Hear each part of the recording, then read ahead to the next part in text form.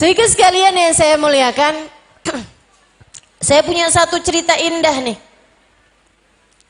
Diceritakan guru kami, Hubabah Ummu Salim, Hubabah Nur. Ketika satu waktu ada beberapa kawan yang mengeluh kepada beliau tentang urusan rumah tangga. Ada orang mengeluh urusan rumah tangga, betapa suaminya gak cinta sama dia. Halo para istri, dengerin. Ini kayaknya yang gak dengerin bukan istri nih, calon istri deh kalau gitu juga. Dengerin. Yang gak perlu dengerin satu aja, mantan istri yang udah tua. Suami saya udah meninggal ustazah, ibu gak mau kawin lagi, umur saya udah 80 saja. Atau gak usah dengerin, gak apa-apa, tidur aja bu. Teman-teman sikut sekalian yang saya muliakan, ketika ada beberapa orang curhat kepada beliau tentang urusan rumah tangga, suami nggak sayang sama istrinya, nggak cinta sama istrinya gitu. Istri merasa setengah mati berupaya, segala daya upaya dia lakukan untuk membuat suaminya cinta lagi kepadanya. Tapi suami malah justru nggak betah di rumah, kalang kabut hatinya, nggak kerasan ketika bersama dengan istrinya, bahkan berimbas kepada anak-anaknya juga. Akhirnya jadi kurang perhatian sama anaknya, akhirnya malah jatuh cinta kepada perempuan-perempuan lain di luaran sana. Berapa orang mengadu kepada beliau, guru saya, tentang urusan-urusan rumah tangga. Beliau kemudian menceritakan kisah indah ini. Beliau bilang begini, di kampung saya dulu ada satu keluarga yang punya sebuah perusahaan, usaha milik bersama, keluarga besar. Keluarga ini udah bernikah. Usaha rumah tangga mereka dengan istri dan anak-anaknya. Usaha milik bersama keluarga ini ya. Berjalan tuh usahanya, saat ini meninggal dunia. Meninggalkan istri dan beberapa orang anak. Keluarga besar mereka rapat. Sesudah meninggalnya suaminya beberapa hari, mereka bilang, nih jangan sampai nih perusahaan kita nih jadi nggak bisa jalan hanya karena istrinya atau almarhum, istri dari almarhum, istri mendiang abang ya yang meninggal ini tadi, menikah dengan orang lain. Jadi harus salah satu di antara kita yang nikah sama dia. Masalahnya semuanya udah menikah, semuanya udah berumah tangga. Satu-satunya laki-laki yang mungkin dapat menikahinya adalah anak dari salah satu adik-adiknya tersebut, yang adalah berarti ponakan dari almarhum. Umurnya kira-kira baru 20-an tahun, sementara si janda ini umurnya di atas 40-an tahun. Kayak setengah umurnya gitu. Tapi kalau enggak nih bingung nih nantinya nih, perusahaan ini tadi nih. Repot banget urusannya. Akhirnya sesudah masa iddahnya selesai, si anak laki-laki ini dipaksa untuk menikah dengan mantan tante ini ya. Iya, kalau orang Bogor nih bilangnya uak ini ya. Sama bibinya gitu. Gak mau, tentu aja nangis-nangis anak muda ini. Dia bilang, ya ampun tega banget sih. bapak nih tega banget sih, paman-paman nih tega banget. Masa saya disuruh kawin sama tante-tante? Itu kan umurnya bahkan seumuran, nyaris seumur mama. Ya ampun, gimana ceritanya gitu. Masa saya mau kawin sama perempuan yang umurnya jauh di atas saya? Mereka paksain. Udahlah nak, urusan belakangan yang itu semuanya lah. Kawin aja dulu. Nanti kalau kamu habis kawin dapat setahun, 2 tahun, 3 tahun kamu pengen kawin lagi, nggak apa-apa dah, kawin lagi dah. Nanti kita cariin lagi. Yang pasti nih untuk mempertahankan urusan perusahaan, rumah tangga, keluarga besar kita nih, kamu kerjain ini dengan paksaan. Akhirnya anak laki-laki ini mau juga. Tantenya mau juga. Karena urusannya biar gampang, ini apa? Sesudah masa iddahnya selesai, orang kalau perempuan meninggal dunia suaminya, itu dia menjalani masa iddah 4 bulan 10 hari. Gak boleh nikah kurang dari masa itu. Kayak udah habis 5 bulanan, 6 bulanan dari meninggal tuh dikawinkanlah mereka. Manyun aja suaminya. Tapi hari berganti hari, bulan berganti bulan, tahun berganti tahun. Si anak laki-laki ini nggak pernah minta sama bapaknya, sama tantenya, sama ibunya, ataupun sama paman-pamannya urusan kawin lagi. Sampai istrinya ini udah tua. Di saat umuran dia 40-an tahun, istrinya udah 60-an tahun. Istrinya mulai sering sakit-sakitan, kayak perempuan-perempuan nih, kita-kita nih umur 60-an tahun. Saya tahu tuh Bu, umur ibu-ibu nih, bukan dari muka bisa bohong. Muka bisa pakai skincare, Bu ya, bisa perawatan. Apalagi ada ibu-ibu tuh, kalau di ibu pengajian enggak sih, yang modelan mukanya udah kayak kain, tarik benang, sulam alis, terlama-lama ada obras, pasang payet, segala macem nih.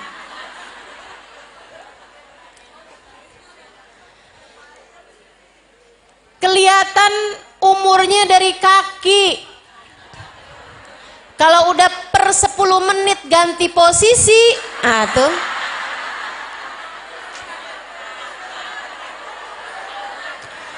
Muka 17, kaki 71. Betul Bu ya? Dulu zaman awal nikah, di samping tempat tidur parfum. Sekarang minyak angin, balsem, dengan segala macam jenisnya.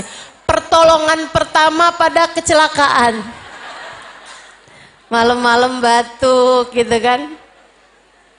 Betul begitu? Betul pasti, saya juga gitu kok. Jadi masuk usia di atas 60-an tahun nih si ibu nih, istrinya nih sakit-sakitan. Suami masih baru umur 40-an tahun, lagi gagah-gagahnya. Akhirnya bapaknya, pamannya rapat tuh. Kesian anak kita tuh. Abis itu dipanggil lah sang anak sama bapaknya. Nak, kita ingat dulu kamu kita kawinkan sama istri almarhum saat 20 tahun lalu, kamu nggak mau. Sekarang nih istri kamu nih udah mulai sakit-sakitan. Kami mengerti itu. Alhamdulillah kami berterima kasih padamu karena perusahaan berjalan dengan baik. Kita semuanya bisa hidup dalam keadaan damai, dalam keadaan terpenuhi kebutuhan-kebutuhan duniawi kita. Sekarang Nina, kamu tinggal sebut aja, barangkali ada siapa perempuan yang pengen kamu kawinin. Atau kalau enggak kamu tinggal sebut aja kamu kepengen dapat perempuan yang kayak gimana, biar kita carikan, kamu biar kawin lagi gitu. Karena istri kamu kan mulai sakit-sakitan. Si laki-laki tersebut menjawab, dia bilang, enggak usah ayah. Saya tidak akan mampu menduakan perempuan satu itu. Saya enggak akan sanggup menduakan dia. Kenapa gitu kata bapaknya? Sampai sekarang sesudah 20 tahun saya menikah dengannya, tidak sekalipun istri saya mengatakan tidak kepada saya. 20 tahun saya menikah dengannya, saya tidak pernah mendapati mukanya manyun atau cemberut kepada saya. 20 tahun saya menikah dengan dia. Dia selalu saja tersenyum dan mengatakan lebbaik habibi wa sa'dik, lebbaik habibi wa sa'dik.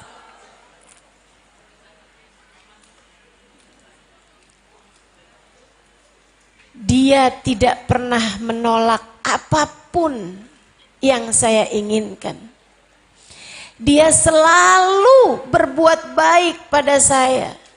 Dia selalu membahagiakan hati saya. Dia selalu membesarkan hati saya. Dia selalu menganggap saya sebagai seorang laki-laki hebat. Karenanya saya tidak akan sanggup menduakan dia. Tuh, jadi istri itu modelannya begitu. Kayak Sayyidah Khadijah. Sayyidah Khadijah itu para ahli sejarah mengatakan innaha maqala la qattu 'inda zawjiha. Sesungguhnya Khadijah adalah seorang istri yang tidak pernah berkata tidak kepada suaminya. Enggak pernah. Enggak pernah. Kepada baginda kita Nabi besar Muhammad. Beliau selalu saja labbaik ya Rasulullah wa sa'daik. Labbaik ya Rasulullah. Ibu terus ngomongnya kayak begini nih. Ya itu kan suaminya kayak gimana dulu.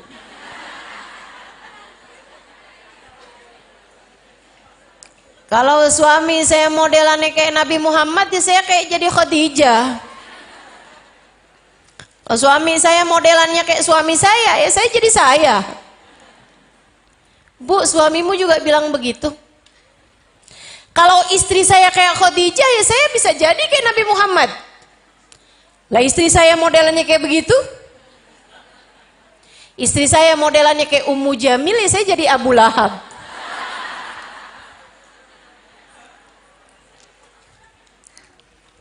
Bu, perubahan mulai dari dirimu.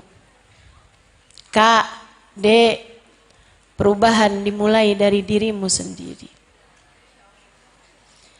Karena itu tuh nggak ngaruh kok. Ada suami nggak bener, istrinya solehah, istrinya bagus, istrinya bener. Sebaliknya juga ada. Istri-istri solehah, suaminya istri-istri nggak solehah, suaminya soleh. Nabi Nuh, Nabi Lut, suaminya seorang nabi, nggak ada yang lebih soleh dari Nabi Nuh pada zamannya, nggak ada yang lebih soleh dari Nabi Lut pada zamannya, tapi istrinya nggak solehah. Maka dia pun menjadi termasuk di antara yang diturunkan azab oleh Allah Subhanahu wa taala. Istrinya Nabi Nuh namanya Bunuh.